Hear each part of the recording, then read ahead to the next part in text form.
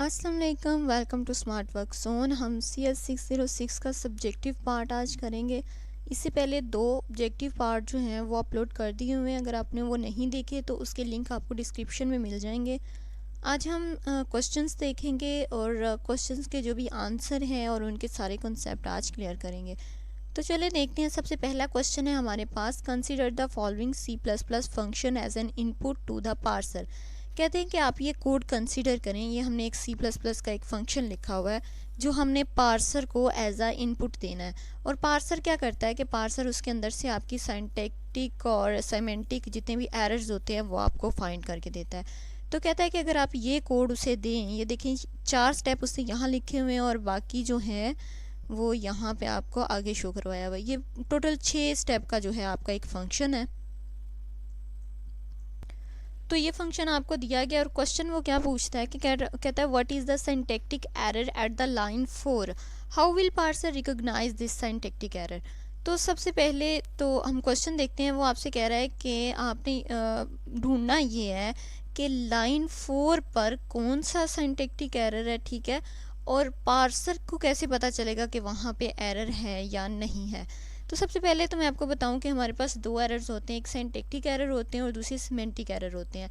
Syntactic errors ऐसे errors होते हैं जो आपको एक ग्रामर दे दी जाए और उस ग्रामर के अलावा अगर आप कुछ यूज़ करते हैं तो वो आपके पास सिंटैक्टिक एरर के तौर पे आता है। लेकिन सिमेंटिक एरर ऐसे होते हैं जैसे कि मतलब आप ग्रामर के मुताबिक आपने सेंटेंस सही लिखा है लेकिन वो सेंटेंस आपका जो है उसका मीनिंग सही नहीं बन रहा। जैसे कि अगर हम एक एग्जांपल लें, ये मैंने एग्जांपल लिखी, जैसे हम लिखे राइट अ कंप्यूटर, एक इंग्लिश का हम सेंटेंस लें तो हमें पता है कि कंप्यूटर को लिखा नहीं जा सकता। अगर राइट अ नोट हो तब तो बात समझ में आती है, लेकिन राइट अ कंप्यूटर को लिखें तो ये कुछ जो है लॉजिकली जो आपके पास गलत सेंटेंस हो ना। इसी तरह जो सिमेंटिक एरर्स होते हैं वो लॉजिकली गलत होते हैं, ग्रामेटिकली वो बिल्कुल ठीक होते हैं। तो इस तरह के एरर्स जो हैं वो सिमेंटिक एरर होते हैं। यहाँ पे उसने ये कहा है कि 4 लाइन पे आपने बताना है कि सिंटैक्टिक एरर कौन सा है और साथ में आपने ये बताना है कि जो आपका सिंटैक्टिक एरर है वो आपके पार्सर ने फाइंड तो कर लिया लेकिन वो कैसे आपको पता चले, पार्सर को कैसे पता चलेगा कि वो वहाँ पे एक सिंटैक्टिक एरर था। तो देखिए सबसे पहले तो हम सिंटैक्टिक एरर देखते हैं कौन सा। अगर आप लाइन 4 पे देखें तो आपको नज़र आएगा यहाँ पे FI लिखा हुआ है।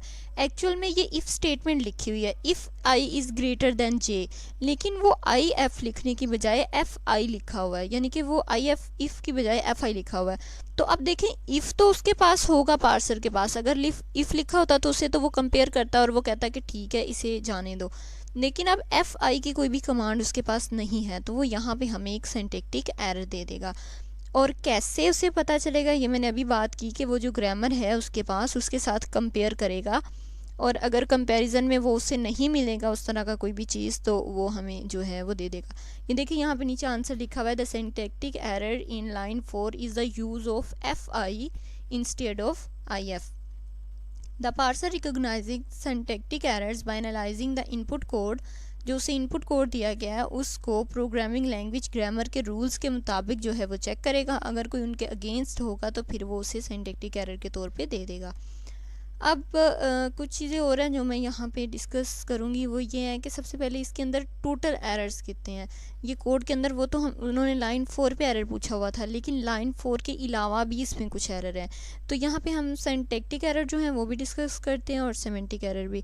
तो सिंटैक्टिक एरर जो है वो सबसे पहले अगर आप देखें तो यहाँ लाइन 1 में एक मिनट यहाँ यूँ शो करवा लेते हैं। अगर आप लाइन 1 में देखें तो लाइन 1 के अंदर हमारे पास ये जो ब्रैकेट है ये गोल ब्रैकेट जो है ये 2 दफ़ा क्लोज़ हो रही है। यहाँ पे ये ओपन 1 दफ़ा हुई है लेकिन क्लोज़ 2 दफ़ा हो रही है। तो ये हमारे पास जो एक्स्ट्रा क्लोजिंग पेरेंथेसिस आएगी ये भी हमारे पास पहला सिंटैक्टिक एरर है, ठीक है। उसके बाद जो है लाइन 3 पे अगर आप देखें तो ये हमारे पास एक 4 जो है वो लूप बना हुआ है लेकिन ये 4 लूप गलत तरीके से लिखा हुआ है। इसको कैसे होना चाहिए था, k is equal to 0 if I is smaller than J और फिर k प्लस प्लस आना था। ये जैसे यहाँ पे लिखा हुआ है। लेकिन क्या हुआ है कि यहाँ पे उन्होंने जो है इसका अंदर का जो सिंटैक्स है वो गलत कर दिया है, तो इस वजह से यहाँ पे भी हमें एरर मिलेगा। और 4 का एरर हमने देख ही लिया है कि वो इफ़ आना था, उसकी जगह FI लिखा हुआ है। और इसी तरह लाइन 5 पे भी आपको एक मिलेगा, वो हम नीचे चल के देख लेते हैं।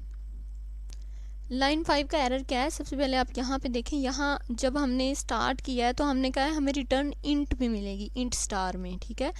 तो जब आप लाइन 5 को अगर एनालाइज करें तो आपको पता चलेगा कि हमें रिटर्न जो है वो देखें जे की फॉर्म में मिल रहा है, यानी कि ये जे जो है ये इंट नहीं है, तो हमें तो इंट की फॉर्म में रिटर्न चाहिए था, तो ये भी आपके पास एक एरर आएगा।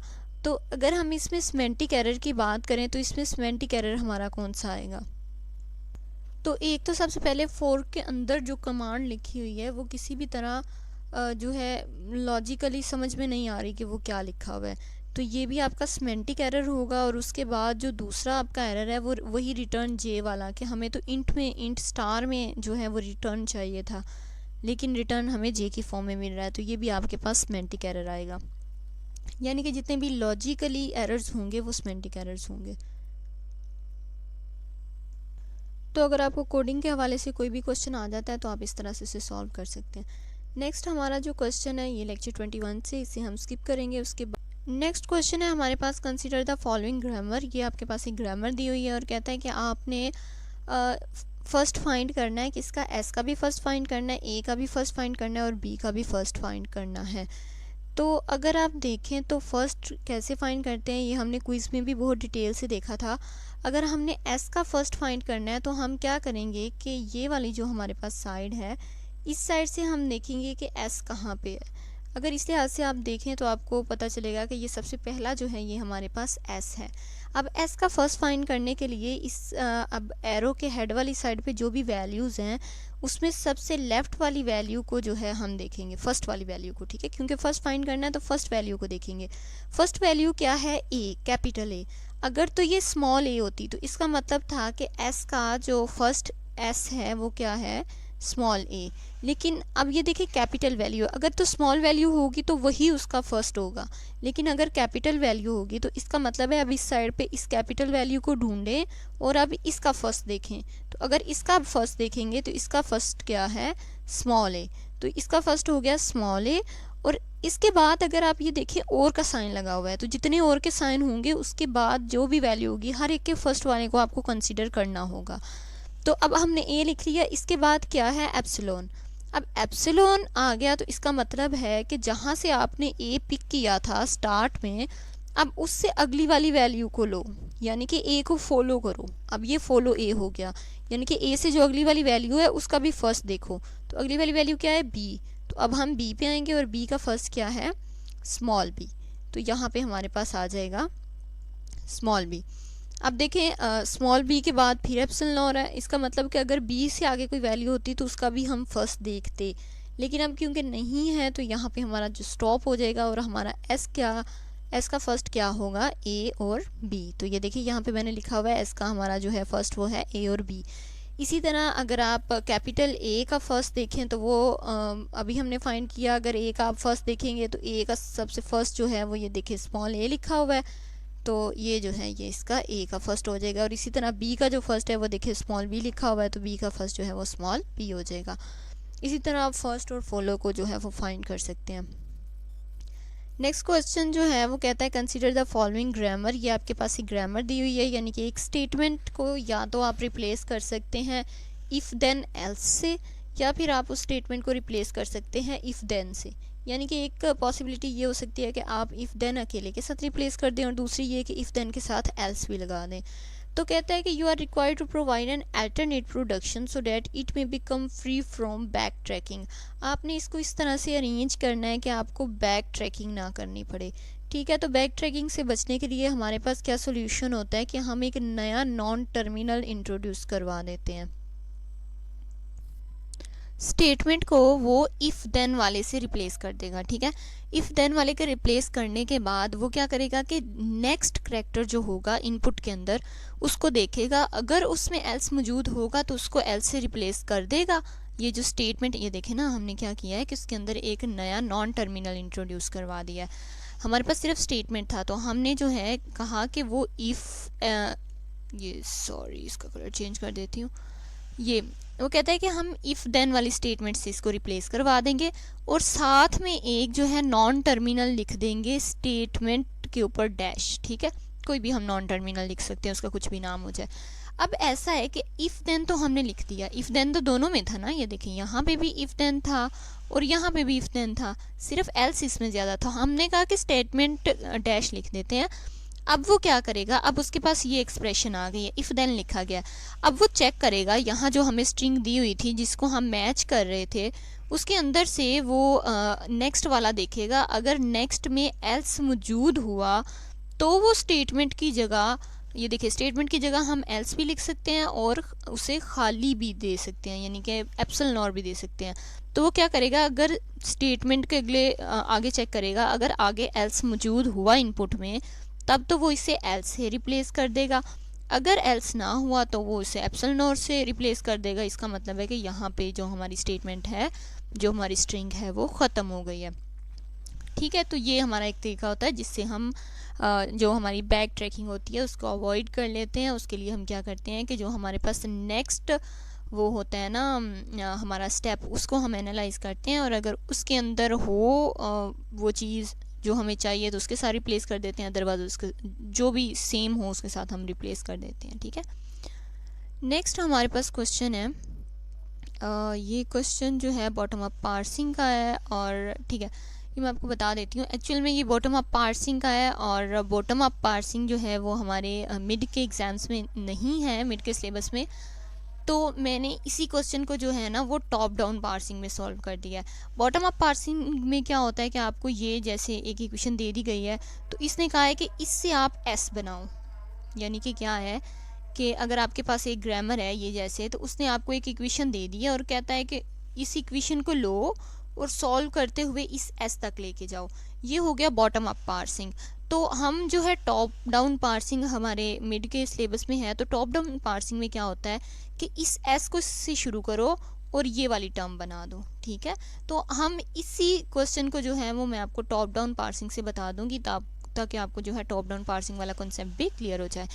तो टॉप डाउन पार्सिंग में हमने क्या करना है कि हमने जो है ये इक्वेशन तैयार करनी है एस से स्टार्ट करके। तो एस को जो है हम सिर्फ एक ही चीज़ से रिप्लेस कर सकते हैं, वो है स्मॉल ए कैपिटल बी और स्मॉल ई। ठीक है, दूसरा कोई ऑप्शन नहीं है एस को रिप्लेस करने का।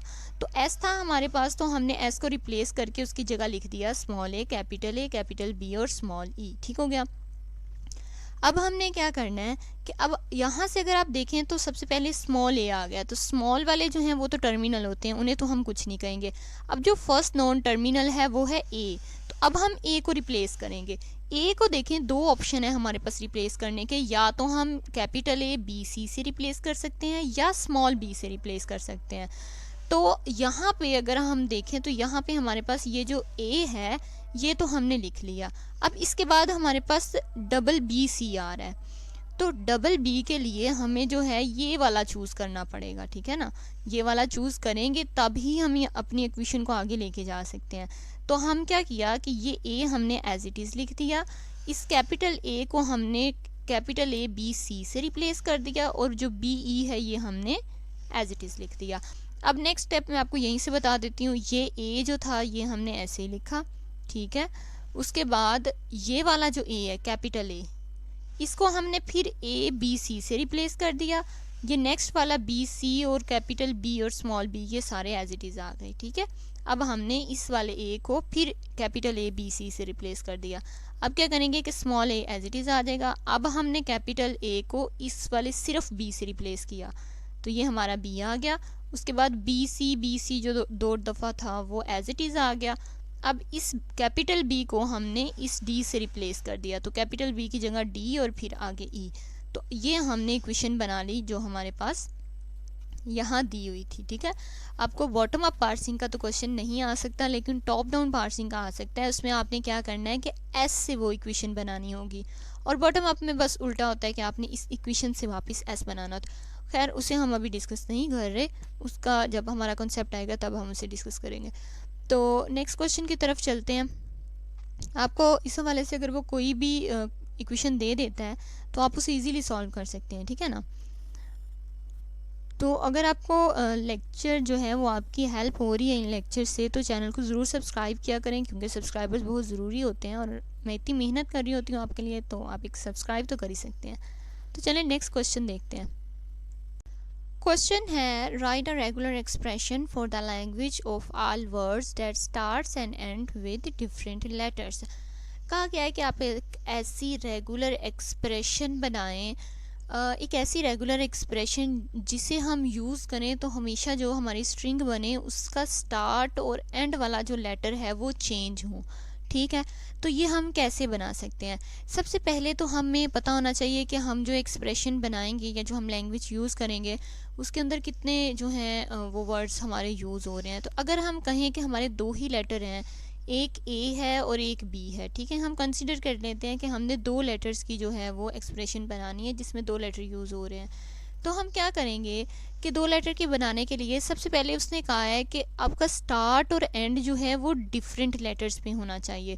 तो इसका मतलब है कि अगर एक्सप्रेशन ए से स्टार्ट होगी तो वो बी पे ख़त्म होगी, या ये पॉसिबिलिटी हो सकती है कि अगर वो बी से शुरू हो तो वो ए पे ख़त्म हो, ठीक है। सबसे पहले जो कंडीशन उन्होंने दी होती है आपने सबसे पहले वो लिख लेनी है। अब हमने लिख लिया कि स्टार्ट और एंड डिफरेंट हो गया, ठीक है। दो ही ऑप्शन है, या तो ए से स्टार्ट होगी बी पे ख़त्म होगी, या बी से स्टार्ट होगी ए पे ख़त्म होगी। अब देखें, अब हम लिखेंगे कि इनके सेंटर में, क्योंकि सेंटर की कोई कंडीशन नहीं है, सिर्फ स्टार्ट और एंड की है, और स्टार्ट और एंड हमने लिख दिया, तो इसके अंदर हम लिखेंगे कि दरमियान में हम ए प्लस बी के ऊपर स्टार लगाएंगे, जिसका मतलब है कि इसके दरमियान में आप ए और बी जो मर्ज़ी लिख सकते हैं और जितनी दफ़ा मर्ज़ी लिख सकते हैं, ठीक है। तो ये हमारी जो है एक्सप्रेशन, इसी तरह हम इसके दरमियान भी लिख देंगे कि इनके दरमियान में भी हम ए और बी जो मर्ज़ी लिख सकते हैं, चाहे ए लिख लो चाहे बी लिख लो या जितनी दफ़ा बी लिख लो, उससे हमारी एक्सप्रेशन को कोई फ़र्क नहीं पड़ेगा। सिर्फ हमारी एक्सप्रेशन को कब इफ़ेक्ट होगा कि अगर हम ये जो उसने कंडीशन दी हुई है इसको चेंज करेंगे, यानी कि स्टार्टिंग और एंडिंग हमेशा चेंज होनी चाहिए। तो ये हमारे पास रेगुलर एक्सप्रेशन बनी है, ये मैंने यही रेगुलर एक्सप्रेशन यहाँ पे लिखी हुई है, ठीक है। इसके बाद नेक्स्ट क्वेश्चन की तरफ चलते हैं। नेक्स्ट क्वेश्चन है हमारा, how linker plays an important role with the respect to compiler construction. Linker क्या काम करता है आपकी कंपाइलर कंस्ट्रक्शन में? तो the linker transform compiled object code into runnable program by resolving addresses and dependencies between different parts of code. यानी कि जितने भी सेपरेटली वो होते हैं ना हमारे पास प्रोग्राम जो हमने कंपाइल किए होते हैं, उनको एक सिंगल एग्जीक्यूटेबल प्रोग्राम में ले आता है। मतलब हमने उसके जितने भी पार्ट होते हैं उन सब को अलग-अलग से हमने कंपाइल किया होता है, तो उन सबको एक एग्जीक्यूटेबल जो फाइल होती है उसकी फॉर्म में ले आता है। नेक्स्ट क्वेश्चन ये लेक्चर 20 का है, इसको स्किप करेंगे। उसके बाद हमारे पास जो क्वेश्चन है वो है, consider the following grammar, calculate the first of the non terminal S A B. ये हमने सॉल्व कर लिया था कि एस ए और बी का नॉन जो है हमने फर्स्ट कैसे फाइंड करना है। नेक्स्ट क्वेश्चन है, suppose that you are going to construct a compiler for the regular language and currently you are constructing a suitable predictive parsing from the grammar. If you have a production rule which is not clear to expand a non-terminal, then how will you handle this situation and what will you name this procedure? कहता है कि अगर non terminal आपको unclear हो, जैसे हमने पहले देखा था कि आपका एक नॉन टर्मिनल है और आपको कंफर्म नहीं है आपने किससे रिप्लेस करना है, आपके पास आगे दो ऑप्शन है नॉन टर्मिनल को रिप्लेस करने के लिए, तो उस सिचुएशन में आप क्या करेंगे? तो उस सिचुएशन में हम बैक ट्रैकिंग करते हैं। हम क्या करते हैं कि किसी एक को चूज़ कर लेते हैं और फिर आगे चले जाते हैं। जब आगे जाके हमें पता चलता है कि नहीं जी ये तो गलत हो गया, फिर हम वापस आते हैं और दूसरे को चूज़ करते हैं और फिर इसी तरह प्रोसेस करते हैं। तो वो जो हम आगे गए और हमें पता चला कि वो नहीं सही था और फिर हम वापस आए और उसे रिप्लेस किया, तो वो जो हमारा है वो बैक ट्रैकिंग होती है। तो जब हमारा नॉन टर्मिनल हमें अनक्लियर होता है तो तब हम बैक ट्रैकिंग करते हैं। Back tracking involves exploring different possibilities until a valid expansion is found and determining that no valid path is possible. Back tracking करने से ये होता है कि बैक ट्रैकिंग हम तब तक करते रहते हैं जब तक हमें जो है एग्जैक्ट जो चीज़ हमें चाहिए, जो आपके पास वैलिड एक्सपेंशन है वो आपको चाहिए नहीं मिल जाती तब तक। और अगर आप सारी की सारी चेक कर लेते हैं और आपको जो वैलिड पार्ट्स हैं वो नहीं मिलती, तब वो जो है आपको एक एरर मिल जाएगा कि आपकी ये लैंग्वेज के अंदर नहीं है, तो फिर आप उसे यूज़ नहीं कर सकेंगे। इसके बाद हमारे पास जो क्वेश्चन है वो कहता है कंसीडर स्ट्रिंग। आप एक ऐसी स्ट्रिंग कंसीडर करें ए और बी की, ठीक है। Show that following grammar is ambiguous using parse tree. तो कहता है कि ये आपके पास नीचे ग्रामर दी हुई है और आपने जो है इससे एक स्ट्रिंग बनानी है ए बी, और ए बी स्ट्रिंग बनाते हुए आपने ये प्रूव करना है कि ये जो ग्रामर है, ये जो हमें यहाँ पे दी हुई है, ये ग्रामर एम्बिगियस है। और आपने किस तरह ट्री बनाना है, पार्स ट्री बनाते हुए इसको प्रूव करना है। तो ट्री बनाने की ज़रूरत नहीं है, आप सिर्फ स्टेटमेंट भी लिख देंगे तो आपका जो है वो आंसर क्लियर हो जाएगा। अब मैंने यहाँ पे ट्री बनाए हुए हैं जो हमें एक्सप्लेन करेंगे कि आखिर ये ग्रामर जो है ये एम्बिगियस क्यों है। देखिए, सबसे पहले हमने एस को रिप्लेस करना है। तो एस को हम किससे रिप्लेस कर सकते हैं, एक ही पॉसिबिलिटी है, ए बी। तो हमने क्या किया कि यहाँ हमने ए बी से एस को रिप्लेस कर दिया। अब देखें, एक मैंने यहाँ पे लिखा हुआ है, इन दोनों को साथ साथ देख लेते हैं पैरेलल। हमने क्या किया कि एस को रिप्लेस कर दिया। अब हमने क्या बनाना है, स्मॉल ए कैपिटल बी, ठीक है। तो एक ऑप्शन तो ये हो सकता है कि पहले ए से आप स्मॉल ए बना लें, अगले बी को छोड़ दें, अगले ए को भी छोड़ दें, और यहाँ पे जाके आप जो है वो स्मॉल बी बना लें, ठीक है। इन दोनों को आप जो है वो एप्सिलॉन नॉट दे दें, तो इस तरह भी हमारा ए बी बन जाएगा। एक पॉसिबिलिटी ये है कि आप पहले दोनों ए बी को रिप्लेस करके स्मॉल ए बी लिख लें और अगले दोनों जो हैं उनको खाली रहने दें, ठीक है ना। तो इस तरह एक और पॉसिबिलिटी भी हो सकती है कि आप जो है पहले दोनों को ही छोड़ दें और अगले दोनों को यूज़ कर लें। तो ऐसी ग्रामर जिसमें एक स्ट्रिंग को बनाने के लिए एक से ज़्यादा पॉसिबिलिटीज़ हों, वो हमारे पास जो है एम्बिगियस ग्रामर होती है। तो हम लिखेंगे the string A B has more than one valid parse tree using the given grammar indicating that the grammar is ambiguous, ठीक है। इसके बाद बस हमारे ऑलमोस्ट क्वेश्चन हो गए हैं जो हमारे पास यहाँ हमें दिए हुए थे। तो अगर आपको जो है कोई कन्फ्यूजन हो तो आप कमेंट में पूछ सकते हैं। लेक्चर अच्छा लगा तो चैनल को सब्सक्राइब कर दीजिएगा और अपने फ्रेंड्स से ज़रूर शेयर कीजिएगा। अभी तक के लिए अल्लाह हाफिज़।